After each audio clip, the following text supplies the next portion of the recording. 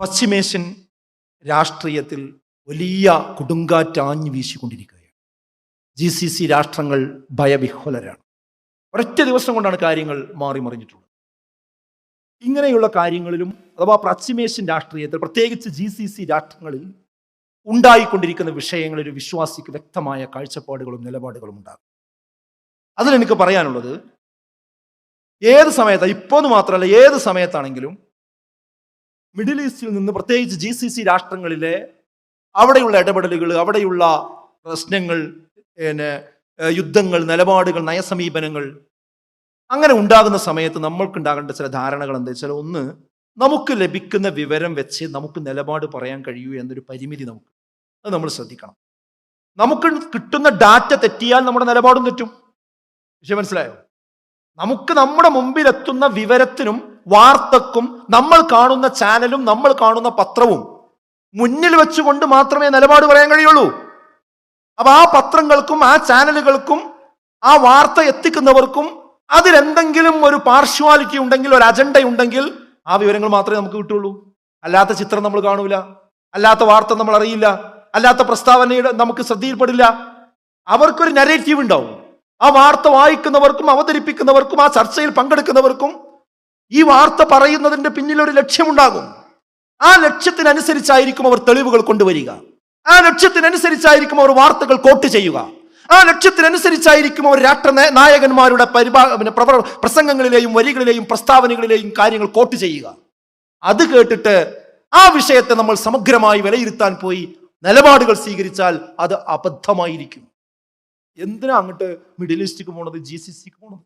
ഇന്ന് പെരിന്തൽമണ്ണ അങ്ങാടിയിൽ ആ ജൂബിലി റോട്ടിന്റെ അവിടെ എന്തെങ്കിലും ഒരു പ്രശ്നം ഉണ്ടായി എന്ന് കേൾക്കുക. നമ്മൾ എന്തെങ്കിലും ഒരു അത്യാഹിതം ഉണ്ടായി.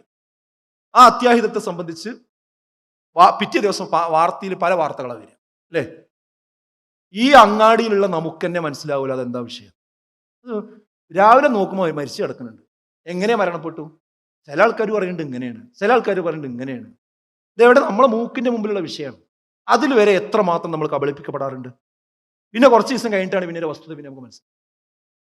ഇത് നമ്മുടെ കണ്ണിന്റെ മുമ്പിലില്ലാത്ത പ്രദേശങ്ങളിൽ നടക്കുന്ന വിഷയങ്ങളുടെ ഉള്ളെന്താണെന്ന് അറിയാതെ വേഗം അതിൽ പോയി അഭിപ്രായങ്ങൾ പറയുകയും നിലപാടുകൾ പറയുകയും ചെയ്യുന്ന ഒരു രീതി ഇന്ന് സോഷ്യൽ മീഡിയയിൽ കണ്ടുകൊണ്ടിരിക്കുന്നു. അതൊരിക്കലും ആ ഒരു തലത്തിലേക്ക് വിശ്വാസികൾ കടന്നു കയറാൻ പാടില്ല എന്നതാണ്. അതിന് പലപ്പോഴും ഇരയാകുന്ന ഒരു രാജ്യമാണ് സൗദി അറേബ്യ എന്ന് പറയുന്നത്. നേരത്തെ നമുക്കറിയാം, യമനിലെ ഹൂത്തികളെ സൗദി അറേബ്യ ആക്രമിക്കുകയുണ്ടായി. ആ അക്രമം ഉണ്ടായ സമയത്ത് ഉണ്ടായ നരേറ്റീവ് എന്താ? സൗദി അറേബ്യ ഒരു ദരിദ്ര രാജ്യമായ യമനിനെ അനാവശ്യമായി ആക്രമിച്ചിരിക്കുന്നു, എന്തിനാണത് ചെയ്തത്, വളരെ ക്രൂരന്മാരായി പോയി എന്ന രീതിയിലുള്ള നരേറ്റീവുകൾ നമ്മൾ കണ്ടു. എന്നാൽ വസ്തുത എന്തായിരുന്നു? ആ ഹൂത്തികൾക്ക് പിന്നിൽ ഒരു കരമുണ്ട്. അത് ഷിയാക്കളാണ്. ഷിയാക്കൾ ഹൂത്തികളെ മുന്നിൽ വെച്ചുകൊണ്ട് സൗദി അറേബ്യയുടെ ആഭ്യന്തര കാര്യങ്ങളിലേക്ക് കടന്നു വരികയും അതിന്റെ സ്വൈരവും സമാധാനവും കെടുത്തുകയും ചെയ്യാൻ ശ്രമിച്ചുകൊണ്ടിരിക്കുകയാണ്. അതിന്റെ പിന്നിലുള്ള അജണ്ട എന്താ? ഇരു ഹറമുകളുടെയും വേട്ടക്കാരാണ് ഷിയാക്കൾ എന്ന് പറയുന്നതിൽ ആർക്കാ തർക്കമുള്ളത്? നിങ്ങൾക്ക് ഓർമ്മയില്ലേ, ഒരു കാലത്ത് മസ്ജിദുൽ ഹറമിൽ സ്ഫോടനമുണ്ടായി. എവിടുന്നാ പൊട്ടിയത്? എല്ലാ ഹറമിൽ പോയ ആളുകൾക്കറിയാം. ഓരോ വക്തിനും അവിടെ മയ്യത്ത് നമസ്കാരങ്ങൾ നടക്കും. 2, 3, 4 ആളുകൾ മരണപ്പെട്ട മയ്യത്ത് നമസ്കാരങ്ങൾ നടക്കും. അങ്ങനെ മയ്യത്ത് കട്ടിലിൽ വന്ന് ജീവനുള്ള മനുഷ്യന്മാര് അരയിൽ ബോംബ് കെട്ടി മയ്യത്ത് കട്ടിലിൽ കിടത്തി അത് മയ്യത്താണെന്ന വ്യാജേന കൊണ്ടുവന്ന് ഹറമിന്റെ മുറ്റത്ത് വെച്ച് നമസ്കരിക്കാൻ നിൽക്കുമ്പോഴാണ് പൊട്ടിത്തെറിച്ചത്. ഷിയാക്കളായിരുന്നു അതിന്റെ പിന്നിൽ. ആ ഇരു ഹറമിനെയും നോട്ടമിട്ടവരാണ് ഷിയാക്കൾ ലോകത്ത്. അതുകൊണ്ട് തന്നെ ആ സൗദി അറേബ്യക്കെതിരെ എന്തെല്ലാം ആയുധങ്ങൾ ഉപയോഗിക്കാൻ കഴിയും അവരത് ഉപയോഗിച്ചുകൊണ്ടിരിക്കും. അത് പിന്നീടല്ലേ ആളുകൾക്ക് കാര്യങ്ങൾ മനസ്സിലാകുന്നത്. അപ്പൊ ഈ ആക്രമണത്തെ നമ്മൾ എങ്ങനെ വായിക്കണം? ഇതൊന്നും അറിയാതെ ഒക്കെ മറച്ചു വെച്ചുകൊണ്ട് പല രീതിയിൽ ഈ കാര്യങ്ങൾ അവതരിപ്പിക്കുന്ന ഒരു രീതി ഇന്ന് നമ്മുടെ സമൂഹത്തിൽ കണ്ടുവന്നുകൊണ്ടിരിക്കുന്നുണ്ട്. നമ്മുടെ മലയാളത്തിലേക്ക് വരുന്ന വാർത്തകളാണെങ്കിൽ അതിന്റെ പിന്നിലും പലപ്പോഴും അജണ്ടകളുണ്ട്. അതിലൊരു പ്രധാനപ്പെട്ട അജണ്ട എന്താ? ഇസ്ലാം എന്നും ഒരു പ്രശ്നമാണ് എന്ന നരേറ്റീവ് ശക്തിപ്പെടുത്താൻ GCC രാഷ്ട്രങ്ങളിൽ നടക്കുന്ന പ്രശ്നങ്ങളെ പർവ്വതീകരിക്കാറുണ്ട്. അത് എന്നിട്ട് ഇങ്ങനെ സോഷ്യൽ മീഡിയയിൽ പറഞ്ഞ ചില ആൾക്കാർ, ഇവരെവിടെ ഉണ്ടോ അവിടെ പ്രശ്നം, മുസ്ലിങ്ങൾ എവിടെ ഉണ്ടോ അവിടെ കുഴപ്പമുണ്ട് എന്നുള്ള ഒരു നരേറ്റീവ് ബിൽഡ് ചെയ്യാൻ വേണ്ടി, ഇസ്ലാമോഫോബിയ ശക്തിപ്പെടുത്തുന്നതിന് വേണ്ടി ചില ആളുകൾ ഈ ഒരു വാർത്തകൾ കൊടുത്തുകൊണ്ടേയിരിക്കാറുണ്ട്. മറ്റൊന്ന് സൗദി അറേബ്യ പ്രശ്നമാണ് എന്ന നരേറ്റീവ് ശക്തിപ്പെടുത്താൻ വേണ്ടി കൊടുത്തു കൊടുക്കാറുണ്ട്. അറബ് രാജ്യങ്ങളിൽ ജനാധിപത്യം തിരിച്ചു കൊണ്ടുവരണം എന്ന് പറയുന്നതിന് വേണ്ടി മുല്ലപ്പൂ വിപ്ലവം എന്നൊക്കെ പേരിട്ട് അതിനൊത്താശ പാടുന്ന ആളുകളുണ്ട്. ഒരു ഇന്ത്യയെ പോലെയുള്ള ഒരു ബഹുമത രാജ്യത്ത് ജനാധിപത്യം ശക്തിപ്പെട്ട് നിലനിർത്തണം. ആ ജനാധിപത്യത്തിന്റെ അടിത്തറയിൽ നിന്നുകൊണ്ട്, മതനിരപേക്ഷ കാഴ്ചപ്പാടിൽ നിന്നുകൊണ്ട് മാത്രമേ ഇവിടെയുള്ള ഒരു ബഹുസ്വര സമൂഹത്തിന് സമാധാനപൂർവ്വം ഒന്നിച്ചു പോകാൻ കഴിയുകയുള്ളൂ. എന്നാൽ ഇസ്ലാം വെറും മുസ്ലിമീങ്ങൾ മാത്രമുള്ള ഒരു രാജ്യത്ത് അവരുടെ സംസ്കാരവും ഐഡിയോളജിയും അനുസരിച്ചുകൊണ്ട് അവർ തന്നെ തീരുമാനിച്ചതിന്റെ അടിസ്ഥാനത്തിൽ അവിടെ ഒരു ഭരണ സംവിധാനം മുന്നോട്ട് പോകുന്നുണ്ടെങ്കിൽ അതിൽ കയറി അഭിപ്രായം പറയാനും അവിടെ ആഭ്യന്തരമായി ജനാധിപത്യം കൊണ്ടുവരണമെന്ന് പറയാനും അവിടെ കാലുഷ്യം ഉണ്ടാക്കുവാനും ശ്രമിക്കുന്നത് സതുദ്ദേശപരമേ അല്ല. ഏതുപോലെ ഇന്ത്യയെ പോലെയുള്ള ഒരു രാജ്യത്ത് ഒരു ഇസ്ലാമിക ഭരണമെന്ന് വേണമെന്ന് വാദിച്ചുകൊണ്ട് ഇവിടെയുള്ള മുസ്ലിമീങ്ങൾ രംഗത്ത് വന്നാൽ എങ്ങനെ ഉണ്ടാകും? ഇതൊരു ഹിന്ദു രാഷ്ട്രമാക്കണമെന്ന് വാദിച്ചുകൊണ്ട് ഇവിടെയുള്ള ഹൈന്ദവർ മുന്നോട്ട് വന്നാൽ എങ്ങനെ ഉണ്ടാകും? ഇതൊരു ക്രൈസ്തവ രാജ്യമാക്കണമെന്ന് പറഞ്ഞ് ഇവിടെയുള്ള ക്രിസ്ത്യാനികൾ മുന്നോട്ട് വന്നാൽ എങ്ങനെയുണ്ടാകും? അതുപോലെയുള്ള അരക്ഷിതാവസ്ഥ കൃത്യമായി ഇസ്ലാമിക മാനദണ്ഡങ്ങൾ പാലിച്ചുകൊണ്ട് മുന്നോട്ട് പോകുന്ന രാജ്യങ്ങളിൽ അവിടെ ജനാധിപത്യം കൊണ്ടുവരണമെന്ന് പറയുമ്പോൾ ഉണ്ടാകും. അതിനുവേണ്ടി ആഖ്യാനങ്ങൾ സൃഷ്ടിക്കുന്ന, അതിനുവേണ്ടി കഥ മെനയുന്ന, അതിനുവേണ്ടി വാർത്താ വിശകലനങ്ങൾ നടത്തുന്ന ഒട്ടനവധി വാർത്താ മീഡിയകൾ മലയാളത്തിൽ തന്നെ നമുക്ക് കാണാൻ കഴിയും. നേരത്തെ ഞാൻ പറഞ്ഞല്ലോ, ആ അറബ് രാജ്യങ്ങളിൽ സൗദി അറേബ്യയെ ലക്ഷ്യം വെച്ചുകൊണ്ട് ഷിയാക്കൾ ഒരു ഭാഗത്ത് പ്രവർത്തിച്ചു കൊണ്ടിരിക്കുന്നുണ്ട്. ആ ഷിയാക്കളുടെ അവരെ വെള്ളപൂശുന്നതിന് വേണ്ടി GCC രാഷ്ട്രങ്ങളെ സമ്മർദ്ദത്തിലാക്കാൻ വേണ്ടിയാകുന്നു ഇപ്പോൾ അവർ GCC രാഷ്ട്രങ്ങൾ ആക്രമിച്ചിട്ടുള്ളത് എന്ന് പറയുന്നവരുണ്ട്. അത് വെള്ളപൂശുകയാണ്. ഇവർ ചെയ്യുന്നതിൽ വലിയ കുഴപ്പമില്ല എന്നുള്ള രൂപത്തിലേക്ക് വെള്ളപൂശുകയാണ്. അതായത് അമേരിക്കയെ വരുതിയിൽ വരുത്തണമെങ്കിൽ അമേരിക്കയുടെ താവളങ്ങളുള്ള രാജ്യങ്ങളെ ആക്രമിക്കുകയും ആ പ്രദേശങ്ങൾ ആക്രമിക്കുകയും താവളങ്ങൾ ആക്രമിക്കുകയും എന്നിട്ട് ആ രാജ്യങ്ങളെ കൊണ്ട് അമേരിക്കയിൽ സമ്മർദ്ദം ഉണ്ടാക്കുകയും അങ്ങനെ അവരിൽ നിന്ന് ഈ യുദ്ധത്തിൽ നിന്ന് അവരെ പിന്മാറ്റുകയും ചെയ്യുക എന്ന തന്ത്രം വെച്ചുകൊണ്ടാണ് GCC രാഷ്ട്രങ്ങളിലേക്ക് ഇറാനിന്റെ മിസൈൽ പോയത് എന്ന് വളഞ്ഞു തിരിഞ്ഞു പറഞ്ഞ് അവസാനം വരുന്നത് എന്താ? ഇറാൻ ചെയ്തത് കുഴപ്പമില്ല എന്ന രീതിയിലേക്ക് കാര്യങ്ങൾ എത്തിച്ചുകൊണ്ടിരിക്കുന്ന വാർത്താ വിശകലനങ്ങൾ നമ്മൾ കണ്ടുകൊണ്ടിരിക്കുന്നുണ്ട്. ഇതിന്റെ നെല്ലും പതിരും വേർതിരിച്ച് മനസ്സിലാക്കി മുന്നോട്ട് പോകുവാൻ നമുക്ക് കഴിയേണ്ടതുണ്ട്. യഥാർത്ഥത്തിൽ ഇത് അമേരിക്കയുടെ കച്ചവട താല്പര്യത്തിന് ഇസ്രയേലിനെ മുന്നിൽ നിർത്തി കളിപ്പിക്കുന്ന ഒരു കളിയാണ് എന്ന് നമ്മൾ തിരിച്ചറിയേണ്ടതുണ്ട്.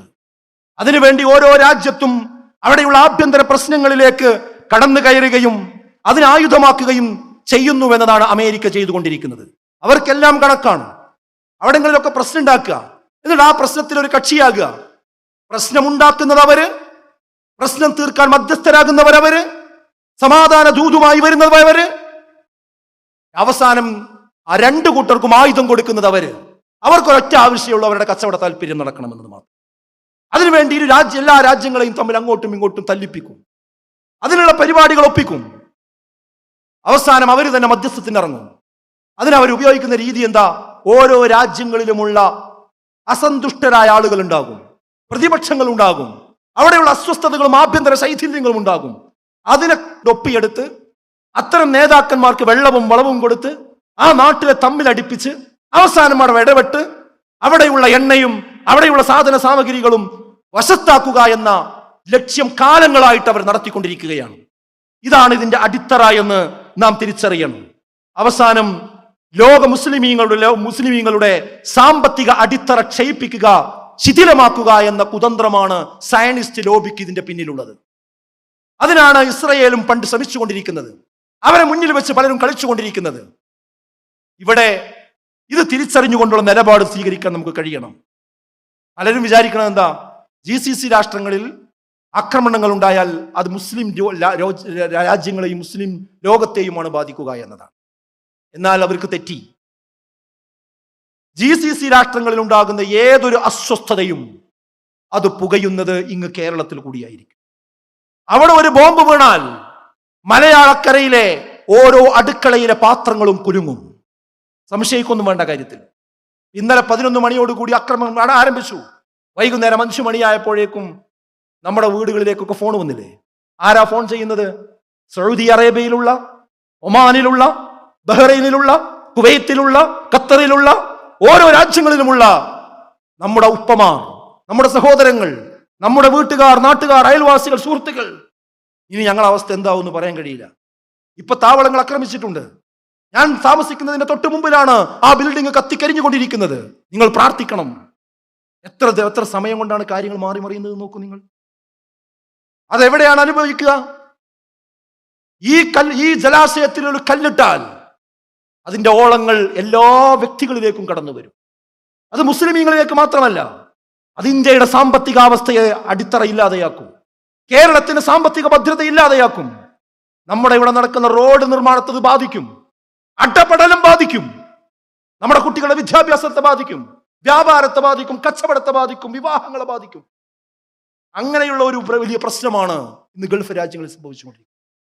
അതുകൊണ്ട് അത് ഏതെങ്കിലും ഒരു വിഭാഗത്തിന് മാത്രമല്ല, അതെല്ലാവരെയും ബാധിക്കാൻ പോകുന്ന വിഷയം. അതുകൊണ്ട് സുഹൃത്തുക്കൾ, ഇതിലാരെങ്കിലും അർമാദിക്കുന്നുണ്ടെങ്കിൽ, ഇതിന് വേഷം കെട്ടിയാടുന്ന ആ ഇസ്രായേലിനെ പിന്തുണച്ചുകൊണ്ട് ആരെങ്കിലും പോസ്റ്റ് ഇടുന്നുണ്ടെങ്കിൽ, അതിന് കമന്റ് അടിക്കുന്നുണ്ടെങ്കിൽ, ആ ഇസ്രായേലിനെ പോയി ആരെങ്കിലും കെട്ടിപ്പിടിക്കുന്നുണ്ടെങ്കിൽ, അവർ ഇന്ത്യ രാജ്യത്തോട് ഇഷ്ടമുള്ളവരല്ല, അവർ കേരളത്തോട് ഇഷ്ടമുള്ളവരല്ല, ഈ പൗരന്മാരോട് ഇഷ്ടമുള്ളവരല്ല. ഇവരൊക്കെ അവരുടെ താല്പര്യങ്ങൾക്ക് വേണ്ടി നടക്കുന്നവരാണെന്ന് പറയേണ്ടി വരും നമുക്ക്. അതുകൊണ്ട് സുഹൃത്തുക്കളെ, ഇത്തരം ഘട്ടങ്ങളിൽ കാര്യങ്ങൾ അവധാനതയോടുകൂടി വിലയിരുത്തുകയും അതോടൊപ്പം നമ്മുടെ പ്രാർത്ഥനകളിൽ ഈ വിഷയം ഉൾപ്പെടുത്തും. നമ്മൾ കാണുന്നതല്ല കാഴ്ച, നമ്മൾ കേൾക്കുന്നതല്ല വാർത്ത, നമ്മൾ അറിയുന്നതല്ല വസ്തുത, അതിൻ്റെ അപ്പുറത്ത് കാര്യങ്ങൾ ഉണ്ടായിരിക്കും. ഈ ധാരണ നമുക്ക് എപ്പോഴും. ഒരു കാര്യം ഉറപ്പാണ്, ആ ഹറമുകളെയും പരിപാലിക്കുന്ന ആ സംവിധാനങ്ങളെയും അതിനെയും ലക്ഷ്യം വെച്ചത് ഇവിടെ സയനിസ്റ്റുകളും ഷിയാക്കളും. അവരതിന് പല വഴികളും പണ്ട് നോക്കിയിട്ടുണ്ട്, ഇപ്പോഴും നോക്കിയിട്ടുണ്ട്. അതൊരു കാരണവശാലും നടന്നുകൂടാ. അള്ളാഹു എല്ലാ മുസീബത്തുകളിൽ നിന്നും നമ്മെ എല്ലാം കാത്തുരക്ഷിക്കുമാറാകട്ടെ. എല്ലാവിധ ബുദ്ധിമുട്ടുകളും നീക്കിത്തരുമാറാകട്ടെ. എല്ലാവരുടെയും ആശങ്കകൾ അള്ളാഹു ദൂരീകരിച്ചു കൊടുക്കുമാറാകട്ടെ. ആക്രമിച്ചുകൊണ്ടിരിക്കുന്ന അക്രമികളെ അള്ളാഹു പരാജയപ്പെടുത്തുമാറാകട്ടെ. നമ്മളെല്ലാവരും ഈ റമദാനിൽ ഈ വിഷയം പ്രത്യേകമായി പ്രാർത്ഥിക്കണമെന്ന് ഞാൻ ഓർമ്മപ്പെടുത്തും.